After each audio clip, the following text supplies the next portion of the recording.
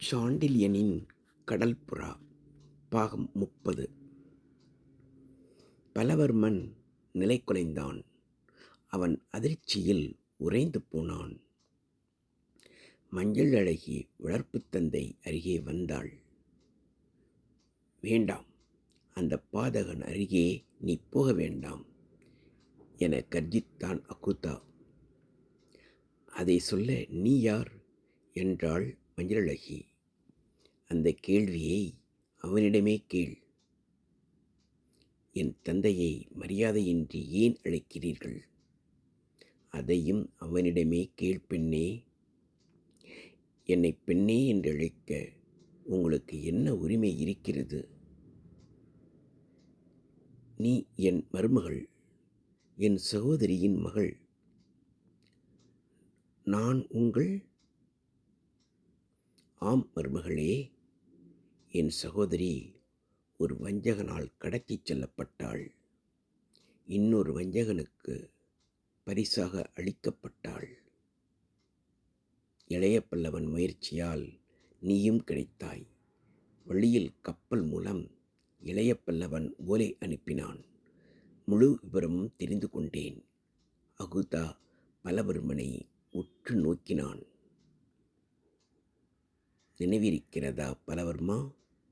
சுவர்ணத்தீவின் தலைநகரான ஸ்ரீவிஜயத்தில் கடற்கரை ஓரம் ஒரு குடிசை. அதில் இருவர். ஒருவன் ஏழை வலைஞன் அகுதா, ஒருத்தி அவன் தங்கை. அகுதா மீன்பிடிக்க சென்ற சமயம் அவன் தங்கையை பலவந்தமாக தூக்கிச் சென்றவன் பலவர்மன். அவளை கெடுத்து வதைத்து கொன்றவன் யார்? ஜெயவர்மன்" என்று கத்தினான் இளைய பல்லவன். "ஜெயவர்மனா?" அகுதாவின் குரல் கரகரத்தது.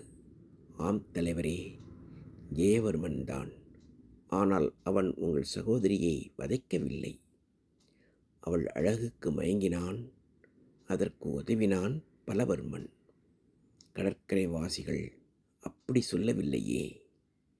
ஜெயவர்மன் தந்தைக்கு தெரியாமல் உங்கள் சகோதரியை பலவர்மன் மேற்பார்வையில் வைத்து வசித்து வந்தான். மஞ்சளழகி பிறந்தவுடன் உங்கள் சகோதரி காலமாகிவிட்டதால் மஞ்சளழகியை பலவர்மனிடம் தூதுவன் மூலம் அனுப்பி வைத்தான்." சொல்லுங்கள்" என்று மஞ்சளழகி உணர்ச்சி பொங்க கத்தினாள். அந்த தூதுவன் கொண்டு வந்த ஓலையை பெற்றுக்கொண்ட பலவர்மன் தூதுவனை கொன்று விட்டு மறைத்து விட்டான். ஜெயவர்மனை மிரட்டி பொன்னும் பொருளும் சேர்த்து கொண்டான். அட்சயமுனை கோட்டைக்கு தலைவனானான். அப்படியானால் ஸ்ரீவிஜயத்துக்கு மஞ்சளழகி மகாராணியாக வேண்டியவள் என்று சொன்னான் அகுதா. "அகுதா, பலவர்மனை மன்னித்து விடுங்கள். மஞ்சளழகியை தாயின் தந்தையுமாக இருந்து வளர்த்தவர்.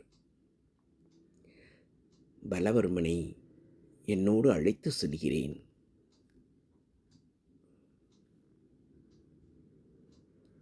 அட்சய கோட்டையில் இருந்து மஞ்சளழகி ஆளட்டும். பூர்வக்குடிகளின் அட்டுழியங்களை அடக்கிவிட்டேன். மக்களுக்கு போர் பயிற்சியும் கொடுத்து விட்டேன்.